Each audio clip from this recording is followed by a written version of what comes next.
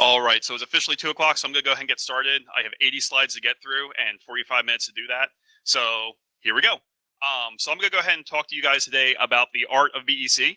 And the initial name of the presentation when I submitted it was what 3 years of fighting has taught us.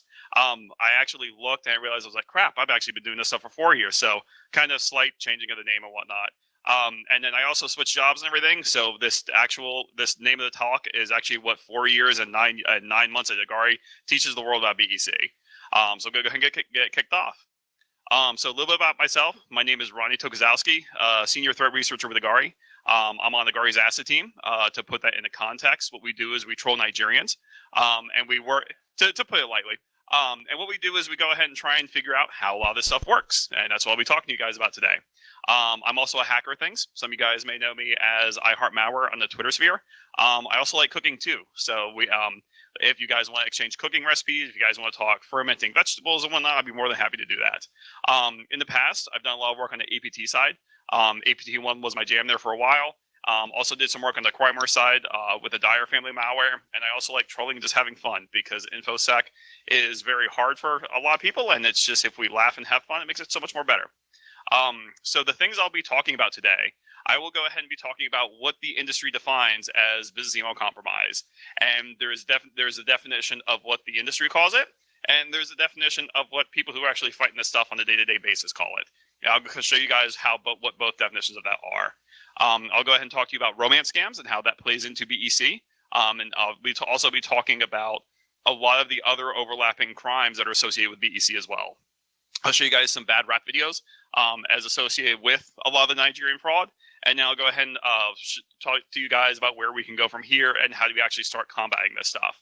I also have lulls of BEC. So if you are familiar with the mallies that usually happen at like FireEye Summit and MirCon, it's a lot of really funny, dumb things that make you tilt your head and go, WTF. And we've seen a lot of really interesting things by the actors. So we'll go ahead and laugh about that. For some of the material that I will be talking about, some of the material is TLP red. So that means for TLP red, that means if you're in this room, it doesn't go outside of that and everything. TLP white is something you tell your grandmother. TLP green is something you can tell a friend. TLP amber is something you could tell a colleague. And TLP red is seriously, don't go outside of that. However, I got the approval to talk on some of this stuff at the TLP white level. Just because this is the last DerbyCon, this is my first DerbyCon, this is the first DerbyCon I'm speaking at, and this is the last DerbyCon I'm speaking at. So all of the material is now considered TLP white. So thank you to the victim who gave us the permission to be able to use that, and you'll be meeting her here shortly. Disclaimer, BEC is nasty, and there's a lot of topics I'm going to be covering here. Some people may find it offensive and whatnot. I'm not a person to sugarcoat things. I'm going to tell you all the truth and how it is, and if it's something where if it's awkward for y'all, I'm sorry, but this is just the nature of the beast and everything. And most importantly, just be excellent to each other. The BEC stuff and a lot of the stuff that's going on from the psychological side, it's hard, it's rough, and there's a lot of victims out there who's seeing a lot of this stuff, and they're the ones who are being affected the most of this. So with that, let's go ahead and get started. What is BEC? So initially when people think of BEC, and when we talk about BEC, if you go and do a quick Google search of what BEC is in the industry, it's usually something simple. Most people will see, okay, my CFO received an email from pretending to be the CEO, and as I go through and everything, the CEO is like, hey, can you go ahead and do a wire transfer for me? CFO is like, yep, I'll do the transfer for you. And then at that point, and they'll go ahead and continue talking back and forth. An account will be funded to the CFO or the victim, and then the money gets wired and it's gone from there. On the surface, it may seem very simple like that, but there's actually a little bit more to it. So I started looking at this stuff back in June of 2015. I was over at FishMe, and our CFO had received an email, and he said, hey, what is this? I don't get it. So we took that email, we responded back to the scammer, and we were like, oh, hey, the CFO, he's out of the office, but I'll be more than happy to respond. I'll be more than happy to handle that request. So, but to the attacker, they didn't know this was somebody in the middle of that conversation. So we went ahead and we worked with them. We got a bank account. We sent them a link. We got that person to click the link and everything. We thought we were hot stuff at that point. We're like, yes, we're engaging with the actors. We're doing active defense, not hacking back. That's something different. But we thought we were really cool doing that. And then as we started looking at that from like June 2015 to December 2015, BEC started becoming a problem. It just kept getting bigger and bigger and bigger. The more we looked at it, the more we started talking with people. So I was introduced to an agent from up in New York, and I was talking with him. I'm like, hey, there's a lot of people in the industry who's seeing this stuff. Let's go ahead and actually start trying to combat this stuff. I said, let's go ahead and try to do some collaboration between the private sector and between law enforcement to start doing this stuff. And you could, and talking with him on the phone, you could tell him, he's like, yeah, whatever, tell a couple of your friends to come fight BEC. So I called him back 3 days later. I said, hey, is the Bureau ready? He's like, what do you mean is the Bureau ready? I said, I've got 100 other security researchers who are ready to start socially engineering these people and feeding you guys intelligence. I said, are you ready for the flow? And you could tell his jaw just dropped on the floor. He's like, what? So at that point, he was able to go and get a couple of more people to come help out with that and everything. And at that point, we had another 10 agents on there, and that was when the BEC list was born. It's an environment where we can share information at the TLP red level, and a bunch of people, and it's very operational. And then we were like, yes, 110 people, we can go and fight this Nigerian fraud thing. We've got this. And the more we started looking at it, we realized we don't got this. We realized that little red dot that you see up there, that was us at the time. That was our knowledge of what we thought BEC was. And 3 years in, as we started looking at it, we're like, okay, we have a little bit of an idea on what BEC is. We know a little bit of the intricacies that work on it.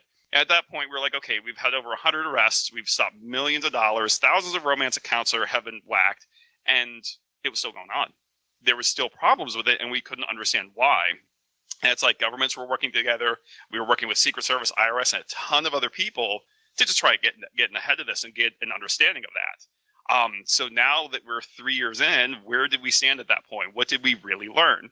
So to put this in iceberg format, this is about where we were right around December of 2018. And that was kind of where we were. And as we kept going, we were like, okay, there's a lot more to this. So from somebody who fights this stuff on a day-to-day basis, from somebody who works with a lot of law enforcement, what is the actual definition of BEC? To put it very lightly, BEC is a dumpster fire. But not just one dumpster fire, it's actually about 6 dumpster fires. But then again, what you need to do is take those 6 dumpster fires and then throw ninjas on top of that. And then if you have a couple photoshopped raptors holding bombs and have some more fire and then have people throwing gasoline on top of it, that's pretty much that's where BEC stands. It's an absolute mess. And I can prove that mathematically. I can prove that this is actually a dumpster fire and it's a mess. So there were statistics that came out through IC3, and in 2015, the total known losses to BEC fraud has doubled every single year since 2015. And okay, that was one number that came out. What are some other numbers that came out? When it comes to doing fraud, I like to look at the numbers that come out of FinCEN because they're kind of the governing body that sees a lot of this stuff, and they work back and forth with financials. So for all of 2018, they came out and they said, we have lost $300 million per month. And so it was a total of $3.6 billion for all of 2018. And with a lot of numbers like that, it could be like, okay, $300 million, what's that mean in context? So I'm a reverse engineer by trade. I did a lot of reversing of malware back in my day. So I'll go ahead and convert it into malware losses for some of y'all. So let's take a look at Game Over Zeus. Made headlines. It was something where it caused a lot of problems. Operated for 2 years. The total losses associated with Game Over Zeus was $100 million. What we call that on a day of fighting BEC is we call that 10 days. In the case of WannaCry, something that claimed national headlines, estimates for the damage were $4 billion in damage. And okay, I'll go ahead and it was a marketing number. Some security company pulled it out of their butts on that one and whatnot, but I'll go ahead and I'll give it to them and whatnot for this. We call that 13 months of fighting BEC. Let's go ahead and take a look at a more recent one, GandCrab. They were like, we went ahead and we did $300 million in damages. They went ahead and cashed out, had all this money, and again, that's called 1 month. NotPetya, 1.2 billion in global damages. That was 4 months. For you guys who remember looking at Sony and the attacks associated with that, the losses were estimated to be, the IT loss costs were $35 million, or possibly up to $100 million. Again, going back to that marketing word, or that marketing total, that was because marketing teams would never inflate numbers in order to make them look big. And that is called 3.5 days or 10 days of fighting BEC. And again, another more recent arrest. Let's go ahead and take a look at Ghaznaim. Again, since 2016, that one was responsible for $100 million. Again, 10 days of fighting BEC. And I do want to kind of throw a disclaimer out there that when I went and crunched these numbers, that was just from the FinCEN numbers. There were new metrics that came out from the FBI talking about romance scams. and they were saying that for, let's see if I got it right, it was $362 million was lost to romance scams for 2018. And there was a bunch of other numbers that have come out since then. I was feeling too lazy to actually go back and crunch those numbers to see what they would be. So those numbers are actually really big. So it's actually the opposite of this case, where there's actually a lot more losses going on than people realize. So joking aside, numbers aside, what is BEC? So as we understand, business email compromise is kind of becoming a lot morphed and everything. And there's a lot more going on with it. So one of the things that are associated with it is we know romance scams are very closely tied to it. Wire fraud, obviously something in there. Something that most people don't realize is lottery scams. Carding also plays into that. Phishing kits, account takeover, reshipping scams, business email spoofing, aka what most people consider as BEC and not the actual compromise piece of it. As we continue going through that, there's other stuff that overlaps with this too. Craigslist scams are also related with BEC. Check fraud, very closely related to this. Mystery shopper scams, drug trafficking gets looped into that too. There's been some studies where romance victims are used as mules in order to go ahead and push money through. Work from home scams, document forging, and probably a dozen other types of Nigerian fraud that I'm missing. And when we look at BEC, the more we understand it, it's something where no matter how much an organization tries to say they do BEC, there is no single organization that exists that can solve every single one of these problems for you. And it's something where we all have to go ahead and come together to look at that. So you're probably looking at me kind of skeptical, be like, really? Romance scams? How does this have to do anything with BEC? What's the connections with it, Ronnie? Yeah, believe it or not, they're actually very much related. Anytime that you see a BEC scheme, if the attacker gives you an account that ties back to a name, more times than not, that name on that account is actually a romance victim. And the way that those work is another attacker will socially engineer the romance victim, and they will go ahead and tell the scammer who's doing the BEC, hey, here's a victim that you can go ahead and wire money to. And then once the wire goes out and everything, the romance scammer will work with the victim, or their romance client, as they call, and say, hey, you're going to be expecting a payment from a vendor for $25,000. Go ahead and take it and wire it out to this account. And in one case that we were looking at, actors are doing a lot more than just BEC schemes. With one of the attackers that we were looking at during our BEC engagements, they were doing Craigslist scams. They were sending fake checks. They were doing work from home scams. And also on the romance side, they were also engaged. They were targeting farmers dating. They were targeting people dating on Ashley Madison, BDSM dating websites, and tax fraud. And again, this was all literally the same inbox for the same scammer. So as we look at it and everything, when a lot of these romance scammers are actually engaged, a lot of the people who are doing this type of fraud don't actually say romance scammer or romance victim, because to them, the way that they describe it is that victim, scam, that's considered a dirty word. So when they're engaging with these people, they actually call them their clients. And it's something where that's one of the things that they help to legitimize that business of use them as mules in order to wire the stuff. So it's something where, again, if you see that bank account and if you see a name tied back to that, more times than not, that's something where that ties back to a romance victim, almost one-to-one in that case. And as you go ahead and look through it, it's like, okay, a romance victim, they should totally know they're part of this. They're dumb. Why don't they know? Well, if we start looking at psychology, something that is, again, completely outside of bits and bytes of InfoSec, does anybody remember dating before now? Does anybody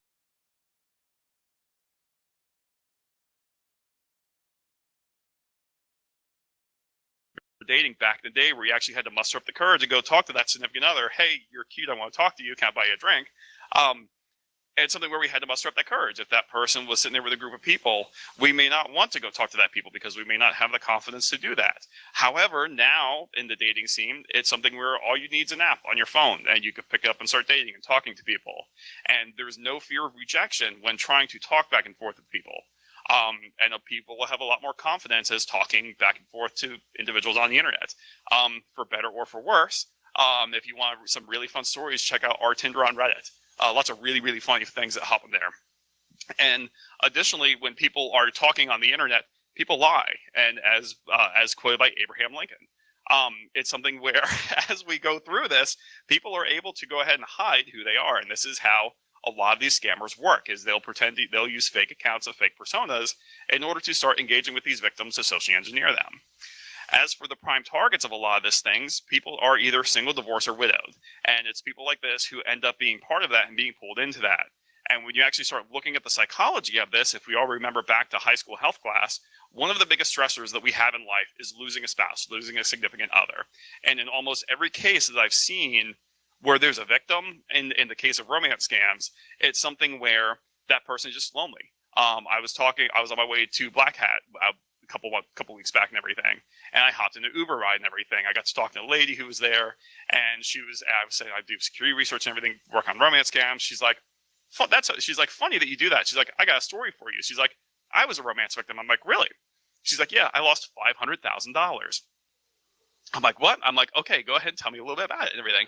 She's like, so I lost. She's like, I lost my house, I lost my home, I lost my husband, I lost custody of my kids, and the reason I'm an Uber driver is because I had to file bankruptcy for my business. She's like, I was a couple years away. I had a good business. I was looking to, the way it was working was I was going to invest into a business in Nigeria, and she just got on the wrong side of that and everything. And I told her, I said, I'm curious, what was it that was so enticing from the romance side that got you engaged in that and everything? And you could tell that it was kind of not really a hurtful question and everything, but it was hard for her. And she's like, my husband was abusive to me, and this person came in and was saying the right words in the right order and was showing me love. And as humans, that's all we want, is that's just part of our human nature, is we want to be loved by somebody else. And that's not a bad thing. So in order to engage with romance victims, one of the things that the scammers will do is they'll use what they call romance scripts or formats. So I want to go ahead and introduce you to Larry. He's 62 and widowed. He has both 3, 2, and 3 kids.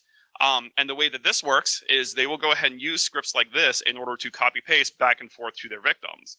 And the reason that they do this is because they don't have to go ahead and engage with somebody else, and they can go ahead and just copy paste this and not think about it.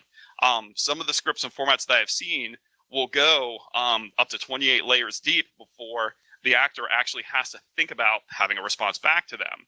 And it's one of those things where in many cases, there's actually debugging information so that if your victim becomes aware of some of what's going on, they can go ahead and change that. And it's something where it's not just elderly who's being targeted too. They have fetish-based scripts as well. Say that 5 times fast.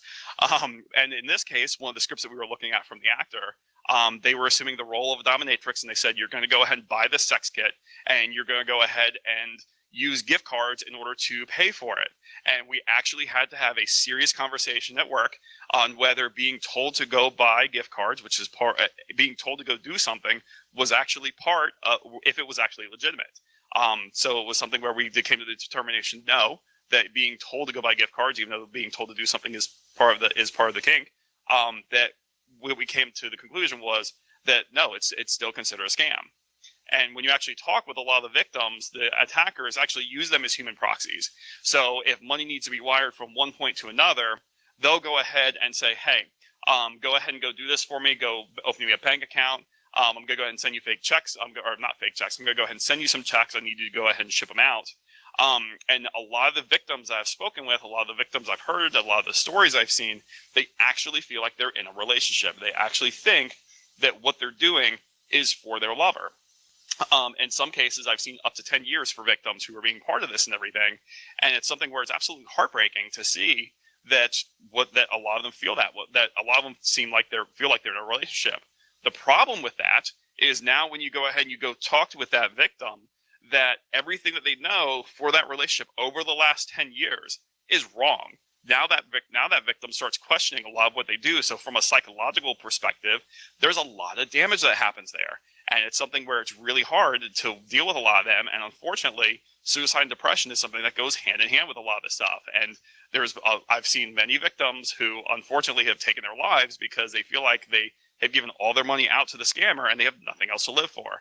And unfortunately, that's just the nature of the beast, is that a lot of these actors actually have blood on their hands now because this is kind of how far that they're pushing some of the people. But as information security professionals, we're like, okay, a lot of these users, they're dumb. Why? They should have known better. They should have known that they were as part of the scam.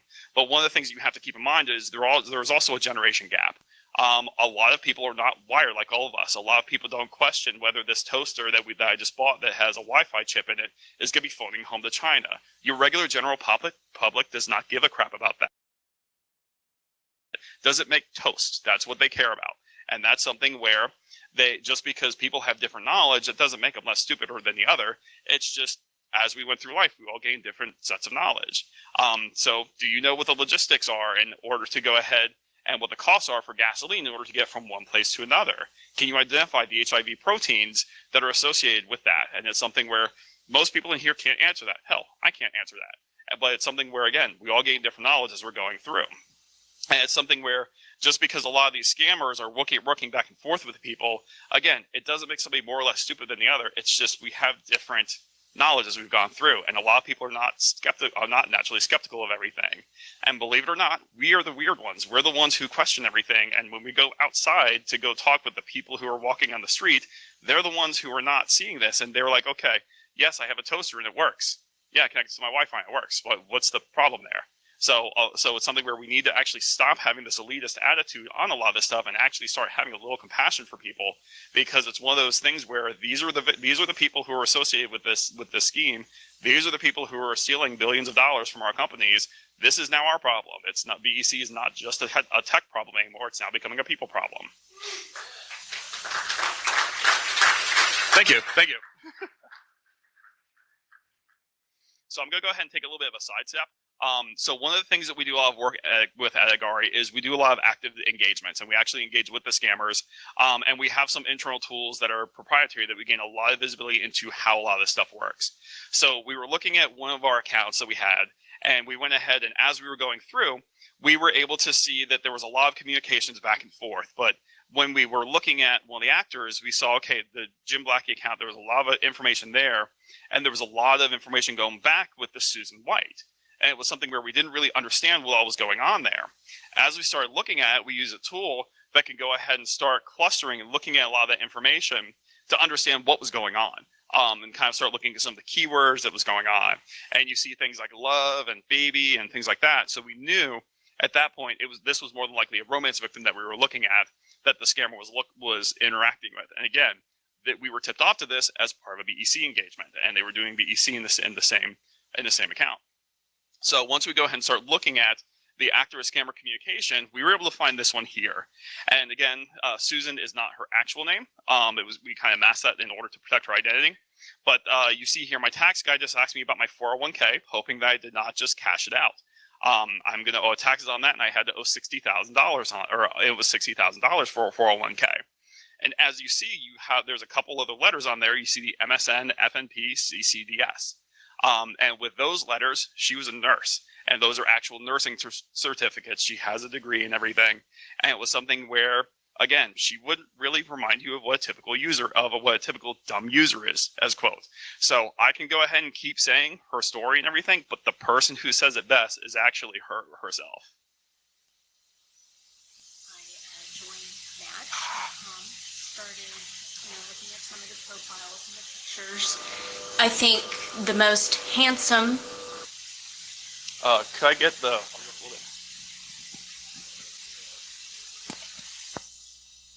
I joined Match.com, started, looking at some of the profiles and the pictures. I think the most handsome gentleman that I saw on there was Jim Blackie. I sent a message to him. He told me what he did, and he told me that he was a civil engineer and built roads and rail.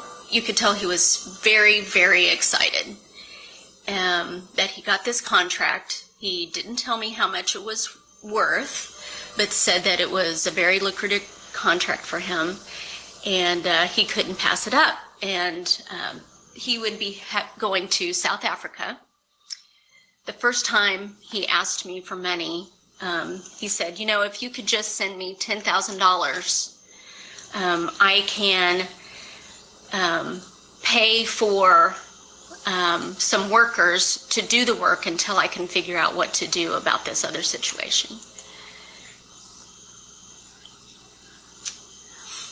I went to my church, and I prayed because I didn't know what to do. He asked me again for the money, and he basically wore me down. When it came time for him to be paid for the job and to leave, he said that there was a problem with the amount of money. So he sent me an email telling me that they paid him $30 million to do this job. His reason that he couldn't get the money was that the South African government wouldn't allow that amount of money to leave the country for some reason. After a few days, I sent a few $1,000s. I figured it out pretty quickly, what to say and where to go and how much money I could send without really being questioned. So I got cash advances on credit cards, pretty much maxed out. Well, I did max out all my credit cards. I opened 1 or 2 other credit cards, and I took out, I think, 3 personal loans, each for about $20,000, $25,000 a piece, and wired those immediately. So my bank was, and they questioned me the most.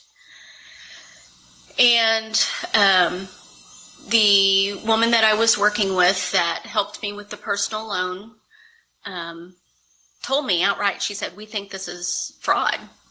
I came up with an elaborate story as well. I was completely new to all of this. I mean, I had never taken out a personal loan before in my life. My credit score was 800. I had no debt. In the end, the cash that I sent him was about $400,000 because I ended up refinancing my home. So I really, really needed someone to come to me with some solid evidence that this wasn't real. And I hired the private investigator. She didn't find anything. She could only say that I'm suspicious, but I can't tell you what it is. I'm just kind of been lost and alone in this because I haven't told anyone. No one knew what was going on with my situation or why all my money was gone, why I had to sell my house and move, why I had to take my kids out of their school. Until I got an email from you. And at that point, we had reached out to her in order to because we saw that she was a victim. And we started working with her in order to go ahead and actually start trying to build a case against the people who were scamming her, because we had an idea of who it was, where they were coming from. So we went forward with that. So she said the most attractive person that she saw in there was Jim Blackie. I don't know if people read micro expressions in here, but if you saw in the beginning, she had a slight smile when she said that. So even after losing all that money, there was still some happy emotions associated with that. So let's go ahead and take a look at who Mr. Blackie is. So as you see, he's a businessman, likes to travel first class, somewhat well dressed, decent looking guy, and he likes drinking. He seems to like drinking champagne, not champagne, but cocktails, and likes to travel. But unfortunately, as we started looking at this, those were actually stolen pictures, and it's something where a lot of people, when they look at active defense, they're like, okay, active defense is a buzzword. People are not doing it, and it's something where it's just a marketing term in order to go ahead and try and make $1. Well, so I will actually have a counter argument to that, as this was the last email that she had received. And the reason she had received this from Mr. Blackie was because the actors' worlds may have been closing down on them, because let's just say that people started getting arrested when this stuff went down. So let's actually take a look at who the scammer was. Again, this is an active case, so I'm going to go ahead and leave his name as redacted. But once he learned that his accomplices were starting to be arrested, he decided to flee from South Africa and went back home to Nigeria. Unfortunately, with this individual, we only knew about 4 of his passports, and he ended up going out on a 5th one. But for the group, there was a total of 5 individuals involved, and 4 of them have been arrested. Again, can't really talk much on that case because it's still pending, and hopefully, once it comes out, we'll be releasing more information on it. But 4 of the 5 people have been arrested on that. So let's go ahead and actually look at some of the social media that this person was posting out there. So on Mr. Redacted's Instagram post, if you don't learn how to get paid sleep, you'll work until you die. So that was one of his views on some of this stuff, is you got to go ahead and keep going. He also liked really, really, really expensive cars. This was one of his Mercedes that he had. And here's another picture of him in a decent looking hotel. Turns out it was his birthday that day, and he had a lot of people actually like that and everything. I can't change the direction of my wind, but I can adjust the sails. Always reach my destination, and happy to make it this far. Happy birthday to myself. There's a little bit of arrogance there. He's like, oh, happy birthday to me. What a jerk. And as you can see, he also likes traveling business class. As he's sitting there sipping champagne and whatnot in one of the planes. And when I was actually redacting a lot of this stuff, I want to make a confession. This next picture, I had a little bit of fun doing. So this was actually him and his buddies out in a nightclub. And they were sitting there drinking champagne and doing a lot of fun stuff and everything. And as you see, the facial expressions, the guy third from the left was actually a little bit drunk. He was like all like this and everything. One of the people who posted back is like, hey, Mr. Redacted, why is your mouth open? And he's the one sitting there going like this and whatnot. And then don't worry about Mrs. Packwoman there on the right and everything. But yeah, this is kind of some of the stuff that they're doing and that they're sharing. So as we go ahead and start looking at this, we know it's a big problem. And okay, who do we go ahead and blame for this and everything? So a lot of people will point to social media and be like, hey, social media, you need to do more on this. Banks, you need to do more on this. Law enforcement, you need to arrest more people and everything. Private industry, you refuse to work with law enforcement. If anybody has followed anything with Apple, they straight up just won't do anything for law enforcement. You have service providers and everything. They're like, well, the service providers need to actually stop this stuff. They should be doing more on it. But at the end of the day, we actually need to be pointing back at ourselves on a lot of this, because it's something where law enforcement cannot make arrests until we actually work with them. They can't make arrests if they don't know who's being victimized. And if we're seeing that stuff, we need to actually work with them in order to start closing that.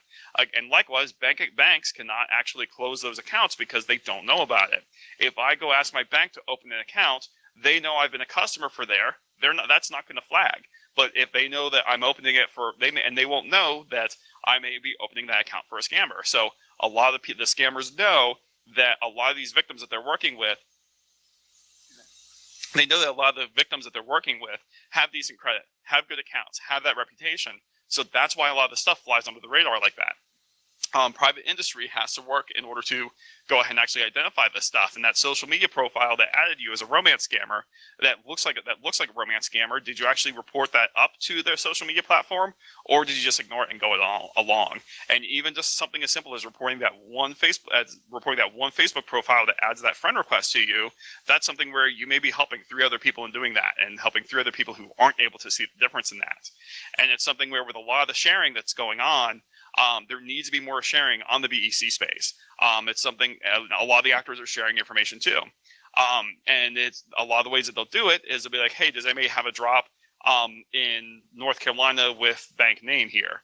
And that what they'll do is they'll use locations for the victims in order to help the transfers look even more legitimate. So for example, if you're a business in North Carolina that wires money to an account in North Carolina, that is an account that's been stood up for a while, that's going to be less likely to be picked up. And from a lot of those fraud and protection pieces that we put in, it's going to completely blow by all of them. And it's something where it's not just the banks and everything; it's all the social media platforms and all of the other accounts out there too, and everything, and all the other providers. Is a lot of this stuff flies under the radar just because it's legitimate accounts being used for bad things. And a lot of people are like, where do they share information? Where do they actually go ahead and engage with a lot of these things? Well, they share it in the open. Take a look at spammer. Go to Facebook. Take a look at spammer family groups, and most of them should have been shut down by now. Because I know Krebs did a whole post that took like I think it was like 260,000 for 260,000 accounts and profiles down. So as associated with a lot of people who were sharing stuff back and forth. And here you can see that somebody needed cPanel access, and what they would do with that is they would go ahead and use that in order to upload different phishing kits. They would use HTTPS credentials in order to go ahead and make it to where as they go to phishing landing pages, that now bypasses our IDS systems, and that goes all the way through and everything. And account takeover is something that plays very much into this. And in a lot of these groups and everything, not even Fortnite is safe from a lot of these stuff. So we were looking at one where one of the scammers was selling Fortnite accounts and everything. And again, you may be looking at me a little bit skeptical, going, really? Okay, credential phishing? how are you tying credential phishing back to BEC? What's the relationship there? There's no relationship whatsoever. But it's something where I had an agent early on in my career. He said, Ronnie, one of the things when you look at a lot of these criminals who are doing different things, that criminals don't do just one type of thing. Someone may be doing carding, somebody may be doing this, but it's never just one type of fraud that a lot of people, these actors are doing. So one of the actors that we were looking at the time was they were doing tax fraud, they were doing credential phishing, wire fraud, they were doing BECs, credit card fraud, they were using lead generation services that most of your marketing teams are using right now. They were using invoice redirection or malwareless attack, because I had to throw at least one buzzword in here. And they were buying RDP sessions. They had a senior match account. They were laundering gift cards on taxable.com, and where they can go ahead and take a gift card and convert it over to Bitcoin and sell it for 70% of the profit. They were doing check fraud and carding, and they were actually monitoring credit on some of the accounts and everything. And I had to actually had to use small font in order to squeeze all of this information in there. And again, this was one account, and the account that we like to call this is we like to call this Scattered Canary. And what we did was we took a look at, and when we released the report on this, we looked at 10 years of history and how BEC grew, how one individual grew from doing Craigslist scams to check fraud to romance scams to W-2 fraud to BEC, and we have that entire timeline. So I'd strongly encourage you guys, go check out that report. And just because I don't want you guys to have to go through our marketing portal and everything, do citeagari.com, file type PDF, Scattered Canary, and Scattered Canary in quotes, and there you go. You'll pull the PDF right up and everything. So this is a lot of really bad stuff that's been going on, and as we're sitting here talking about it and everything. So what's Nigeria's perception on this? Do they see this as being something really bad, or are they more like, okay, whatever?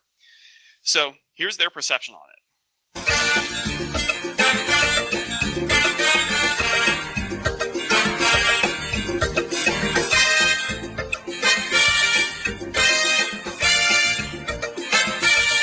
Suffer no be small.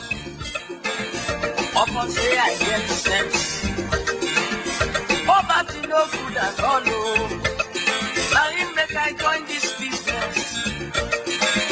419 no be cheap. It's just a game. Everybody dey pay am. If anybody follow me, my brother, I go jump am. National efforts na me get am. National Stadium, na me build am. President, na my sister, brother. You be the mugu, I be the master. Oyibo man, I go chop your dollar. I go take your money disappear. 419 is just a game. You are the loser. I am the winner. So this is the way that a lot of them actually see 419 scams. It's something where the way that they justify it and the way that they see it is, if I can trick you out of $1, that dollar is now mine. And the exact word that they use is mugu. And when you actually translate it from Hassal, if I'm pronouncing that right, it actually translates to the word fool. So if they're able to fool and trick you out of that money, they're entitled to that. The other problem with that is a lot of them actually feel like when they're engaging with the victims, they're actually victimizing the person above that. They're victimizing the banks, they're victimizing the corporations. They're not actually hurting people is how they see it. However, that's actually that's absolutely false way to think of that, because again, there's people who are committing suicide because of this stuff, because they've just wired all their money out.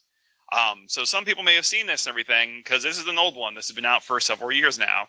So let's go ahead and take a look at what is modern pop culture doing and everything. So another rapper who came out with some songs talking about this stuff was Nine Ice, or I think it's pronounced nice. I don't know. But when you actually translate the lyrics, I want to be doing things, I want to be controlling things. Wire, it's worth the money. Money order, it's worth the money. So that's totally a song that's not about wire fraud. And that was one that came out back in, I think it was 2017 when that one came out. So what's the more recent things that are out there? So there was another rapper, Naira Marley and Z Latin, actually came out with a video called "Am I a Yahoo Boy?"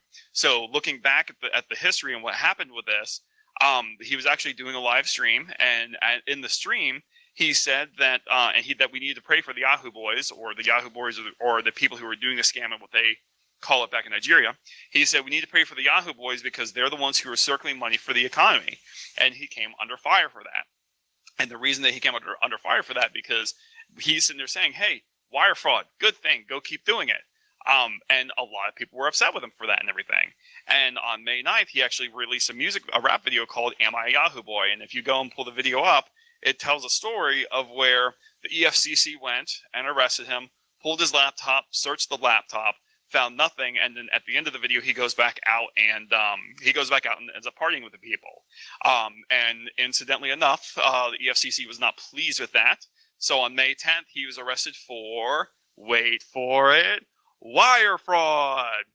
So it's something where people obviously are innocent until proven guilty. I don't have access to that case and everything, but it seems that there's a direct correlation with rappers who are singing praises of the Yahoo Boys and people who are actually doing wire fraud, incidentally. But on the counter side of that, not all Nigerians are scammers.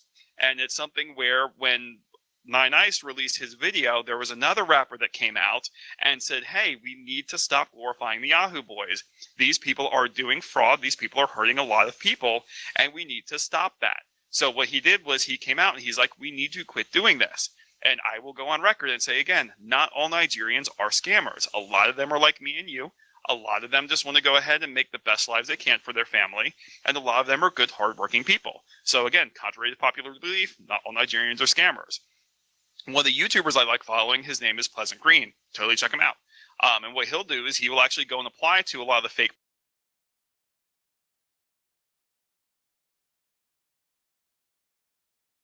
positions that are out there, and he will actually create a vlog on that. One of the most recent ones he did was he actually went and got a job sending fake checks. And what he would do is he would take the fake checks. He knew that if he printed them out, it was going to be fraud. So he went and actually, in those checks, he said, hey, this check was being sent to you from a scammer. Whoever you were expecting this from, don't give them money. And interesting enough, when he sent that out, his employer actually got pissed with him. And he was like, I know you sent this stuff and everything. He's like, what do you mean did I send this stuff? He's like, I never did any of that. And the scammer actually posted a picture where one of the victims sent the scammer a picture of the letter that said that it was a scammer. And he's like, you're now cutting into my business and everything. And he's like, this wasn't a scam. But it turned out where it was and everything. And it got pissed and everything. And he, quote unquote, lost his job in doing that and everything. Another interesting one that came out is he's been poking a lot of these people for a pretty long time. They actually found his address and they ended up like putting him on a couple mailing lists and saying a bunch of like stuff as well and everything. And he also helped an honest Kenyan try and raise money. And what he did was he gave the individual a camera so he could go take pictures in Kenya, or actually no, it was Ghana. Yeah, it was Kenya.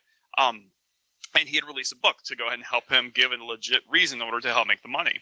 And a lot of people are okay, why doesn't Nigerian law enforcement do more on this? They need to go ahead and be doing more in order to stop this.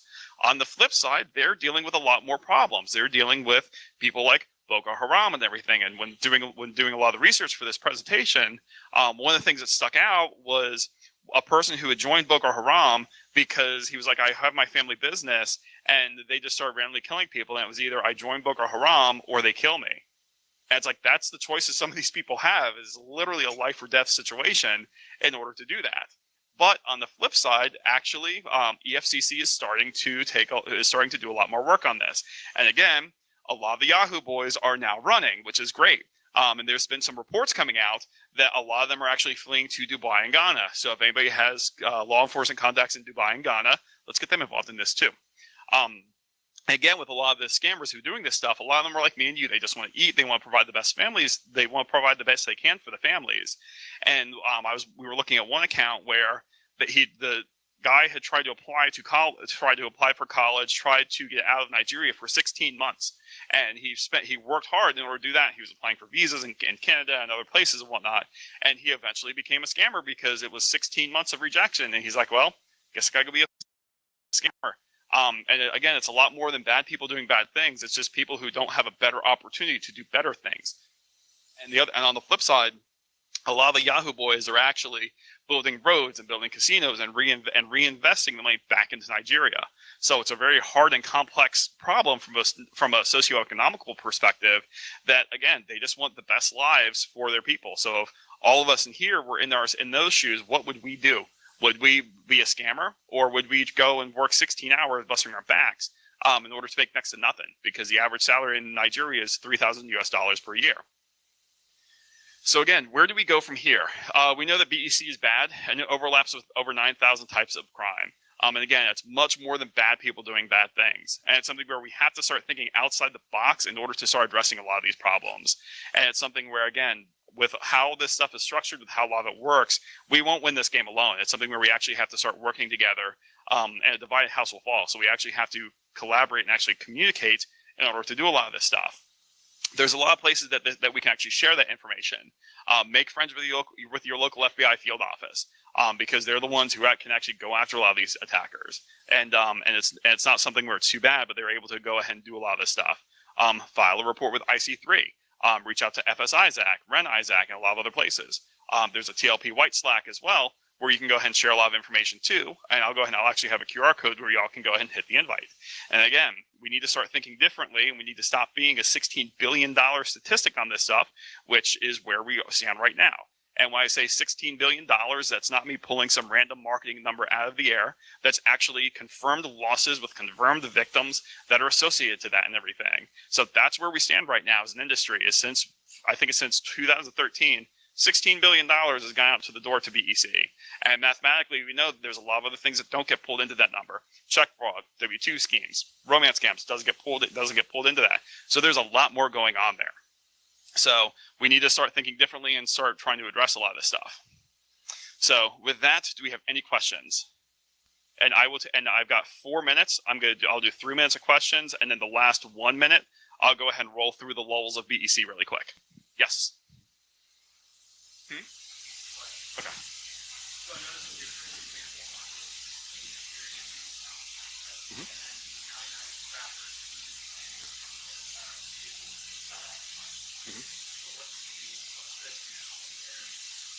The connection. So the question was, what's the connection with South Africa for a lot of these scammers? A lot of the scammers will move out of Nigeria and go to other places as well. So some of them may go to South Africa, some of them may come here to the States.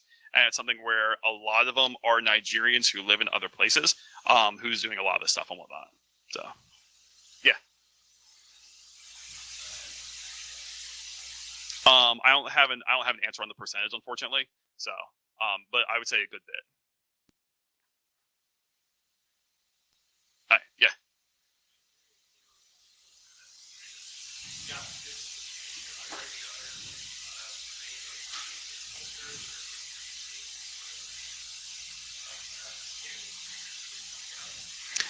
The question was, are there other countries where this type of scams are coming out of? I know, not that I'm aware of, because I know that each country has slightly different things. So for example, Russia tends to be more malware focused and whatnot. In India, you tend to have more of the call centers down there. Brasilia, you tend to have more of the banking trojans that come out of there and everything. So just really kind of a difference between where it's all coming from and kind of different flavors of it. Some people are kind of dabbling in other pieces and whatnot. And there's more than just Nigeria dabbling in romance scams right now. And then, yeah.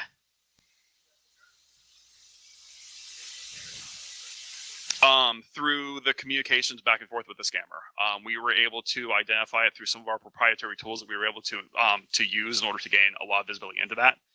So we were able to kind of see that actor and actor to communication, or actor to victim communication. To answer the next question that's going to come up for that and everything, no, we don't have somebody in Russia popping boxes. Yes, we work with law enforcement. Yes, we follow U.S. Code 181030 to the T. Sorry. And that was the last shirt, but I'll keep answering questions. Yeah.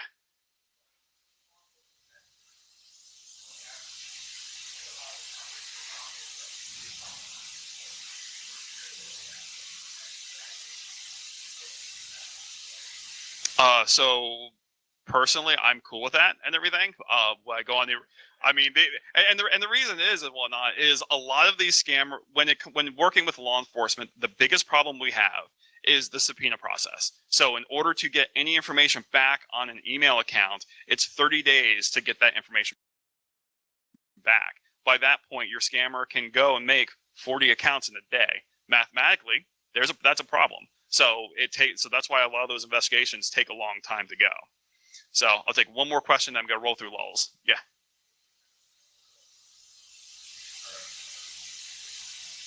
Could you repeat that one more time?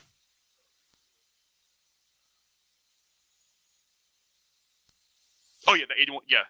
Yeah, So the 81 arrests, that was not one of my cases. That was not directly tied to the stuff I have worked on, but I know the agents out there pretty well, and it's kind of as part of a lot of that collaboration. So I'm going to roll through lows of BEC really quick. When engaging with your CEO, this was actually an email back from one of the victims or one of the potential victims. This is what the scammer actually received back. Lulls number 2, please disregard this message. This was when Scatter Canary tried to scam up a couple victims, and they were doing check fraud. And what they did was they were sending the email to the victim by mistake of the listing of all the people that they were going to send. Y'all think that's funny? You should see the time when they actually tried to salvage that relationship and then continue scamming them afterward and everything.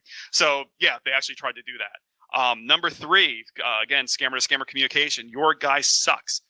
They went ahead and they had W-2s. They were trying to make the best of it and everything, and they tried to cash out, and they're like, hey, that stuff's crap. You need to do better than that. Lulls number 4, that these are not the W-2s you're looking for. This was a case where a security organization sent an email out to the victims and everything, or it sent an email out to the scammer with the W-2s, and it made it through the entire BEC chain. Turns out the information was forged and faked. So I don't know where Shanahan Mouth FM is. I know the security company who did that, and tip my hat to y'all. Kudos on that. Number 5, iTunes gift cards. When you go ahead and reverse engineer the number of characters that are on there, send the scammer 50 different accounts, and kind of play it up that, oh yeah, I'm taking this time over several hours in order to do this, and they get pissed off at you, and they're like, I had to check 50 different accounts. You better go back and verify every single one. So at some point, some poor SOB in Nigeria went and had to do that stuff. Oh, and turns out if you guys do the same stuff too, Arial font is a good one to use on that. Find out a good one here.